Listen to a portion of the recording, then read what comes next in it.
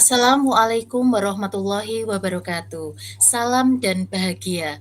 Perkenalkan kami CGP Angkatan 10 dari Kabupaten Wonogiri akan melaksanakan praktik coaching secara berkelompok sebagai tugas ruang kolaborasi modul 2.3. Pada praktek coaching kali ini, saya Retno Fajarini dan sahabat saya Ibu Siti Mu'alifah akan melakukan atau bertindak sebagai coach dan coach. Demikian perkenalan kami. Wassalamualaikum warahmatullahi wabarakatuh. Waalaikumsalam warahmatullahi wabarakatuh. Halo Bu Retno, apa kabar? Halo juga Bu Iva, Alhamdulillah saya sehat Bu. Iya, alhamdulillah. Bu Retno, bolehkah saya minta waktunya sebentar saja? Ya tentu boleh Bu Iva, silahkan dengan senang hati. Ada apa Bu Iva? Saya ingin bercerita, Bu. Bercerita tentang murid saya di kelas. Ya bagaimana Bu? Mungkin ada yang bisa saya bantu?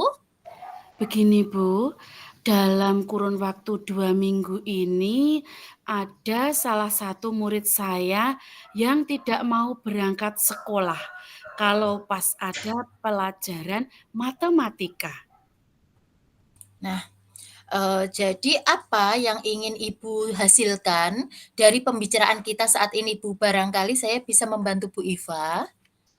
Iya, saya ingin murid saya itu berangkat sekolah tanpa takut dengan pelajaran matematika, Bu Retno. Oh, begitu. Lalu kira-kira apa Bu hal-hal yang dapat menyebabkan murid panjenengan itu tidak mau berangkat sekolah? Kalau ada pelajaran matematika, apakah Bu Iva sudah mencari tahu penyebabnya? Iya, Bu. Saya sudah berkomunikasi dengan orang tuanya.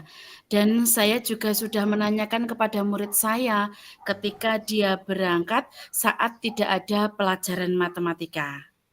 Kemudian respon dari orang tua murid tersebut bagaimana, Bu? Ternyata, Bu Retno, murid saya itu mempunyai sifat penakut. Kemampuan berhitungnya masih lemah. Jadi dia itu takut kalau ada pelajaran berhitung. Karena di semester kedua ini otomatis untuk pembelajaran matematika itu kan semakin meningkat. Dirasa semakin sulit oleh anak tersebut, Bu. Ya. Dengan adanya murid Bu Iva yang seperti itu, kemudian solusi yang dapat panjenengan pikirkan atau yang sudah panjenengan pertimbangkan agar murid Bu Iva itu tidak takut lagi dengan pelajaran matematika menapa nggih Bu? Iya, saya mencoba melakukan pendekatan, Bu Retno. Pendekatan ini saya lakukan kepada siswa juga kepada orang tua. Begitu. Jadinya membuat pembelajaran yang menarik, kemudian media konkret serta memotivasi anak tersebut. Itu yang baru saya lakukan saat ini, Bu. Saya bisa memahami Bu, apa yang Bu Ifah rasakan saat ini dan saya setuju sekali dengan pemikiran dan pertimbangan Bu Ifah yang tadi Ibu Ifah sampaikan. Nah, sekarang apa rencana Bu Ifah untuk menyelesaikan masalah ini kalau boleh tahu Bu? Ya, seperti yang tadi sudah saya pikirkan bahwa saya yang pertama akan melakukan pendekatan kepada murid ataupun orang tua murid.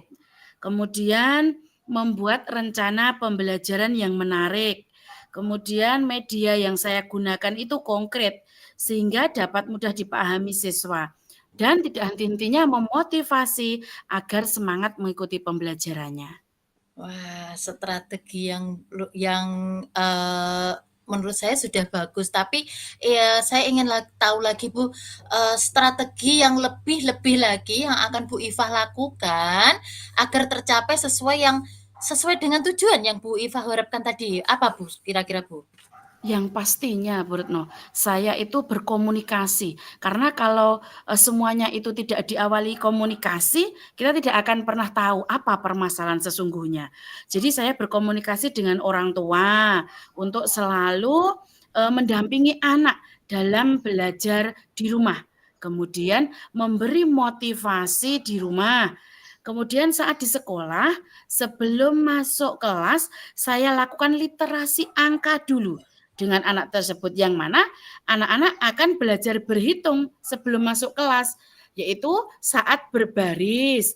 Dengan bimbingan guru, bagi anak yang masih kesulitan berhitung bisa menggunakan jari matikannya. Nah, setelah itu saat pembelajaran saya juga menggunakan metode yang menarik dengan menayangkan video berhitung, kemudian menggunakan metode yang konkret. Apalagi kalau di kelas 1 ya, Berno. Video dan metode yang konkret itu paling utama kalau menurut saya, karena anak melihat langsung. Begitu nggih. Misalnya penjumlahan atau pengurangan.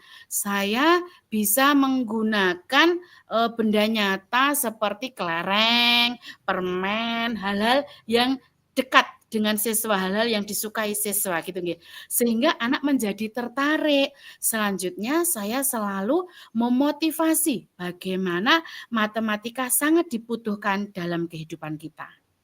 Wah, bagus sekali Bu rencana dan strategi yang Bu Iva buat. Semoga apa yang sudah menjadi rencana tersebut dapat berhasil membuat muridnya Bu Iva tidak lagi takut dengan pelajaran matematika Bu Iva. Iya Bu, terima kasih. Ya. Selanjutnya Bu, bagaimana caranya Bu Iva itu saat murid tersebut sebelum berangkat itu agar anak tersebut mau berangkat Bu? Adakah tips-tips khusus untuk agar anak tersebut mau berangkat dengan kesadarannya sendiri Bu Iva? Iya, saya tentunya bekerja sama dengan orang tua siswa, Bu Retno, untuk dapat memberikan motivasi, kemudian seperti yang tadi saya sampaikan, bahwa matematika sangat dibutuhkan dalam kehidupan. Jadi saya menelpon orang tua dari siswa tersebut, kemudian saya berbicara langsung dengan anak didik saya tersebut untuk memotivasinya agar berangkat ke sekolah. Wah, baik Bu. Kemudian ke depannya Bu, komitmen apa? Komitmen yang akan Bu Iva lakukan itu apa agar, rencana ini berjalan dengan baik Bu? Iya. Komitmen saya yaitu akan selalu memotivasi anak didik, untuk semangat dalam belajar dan berangkat sekolah, Bu Retno. Memberitahu betapa pentingnya setiap pelajaran yang kita dapatkan bagi kehidupan. Kemudian saya akan membuat pembelajaran yang menarik dengan, proses yang menyenangkan tentunya nggih, tidak menegangkan, sehingga tidak ada kesan pelajaran yang menakutkan, serta menggunakan media yang konkret dan mudah dipahami siswa. Wah, sudah lengkap dan bagus sekali Bu Iva. Saya sangat mendukung. Mudah-mudahan semua berjalan lancar dan sesuai dengan harapan kita semua ya Bu Iva. Terima kasih, Bu. Nggih. Iya, sebetulnya saya juga itu, Bu Retno, nantinya akan, bergandengan dengan rekan sejawat saya nanti, karena biar semuanya, eee, berjalan dengan bagus, sehingga nanti saat membimbing dan memotivasi siswa itu bisa berjalan dengan baik, begitu, Bu.